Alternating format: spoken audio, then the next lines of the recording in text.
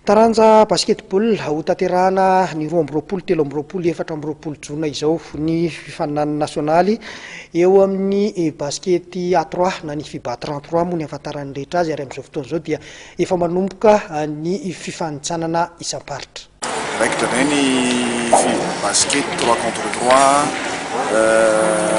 22, 23, 24 juin ao amin'ny gymnase de Korodany natao ny championnat national. Hoe ahitana solotenan'ny ligue paritra roapolo ny anjara amin'io. Misy sokajy dimy ao anatin'izy io ny plus de 18 ans lehilahy, moins de 18 ans lehilahy, open na vehivavy, mini basket 3 contre 3 na U12 garçons et le tournoi des partenaires. Misy ny fampilalaovana betsaka ao faharoa ny championnat national FIBA 3 contre 3 edition faharoa anisan'ny politika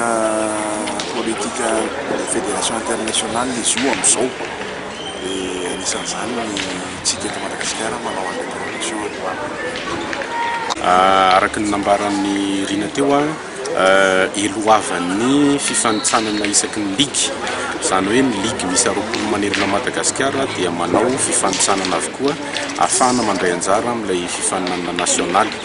tahaka n'ireo ligue rehetra ny Analamanga manokana satria tsika eto Analamanga sady ligue Analamanga no mampiatrano hetsika nasionaly io amin'ny 20 sy 13 ary 17 jona. Ny 7 sy 20 ary 120 ny volana May ho avy zao no fifanitsanana ho an'ny ligue Analamanga izay itsona hatrany ireo mpanao basket rehetra na manana karapilalovana na tsy manana karapilalovana anankiroa ihany ny sokajy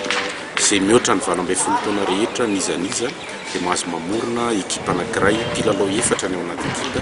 dia miantso antsika rehetra handray anjara amin'ny fifaninanana ny ligue Analamanga basketball 3 contre 3 izay antsoina hoe asitelo any. Arak'izay anaran'izay misy telo any aminareo, misy telo aty aminay dia milalao malalaka antsika rehetra.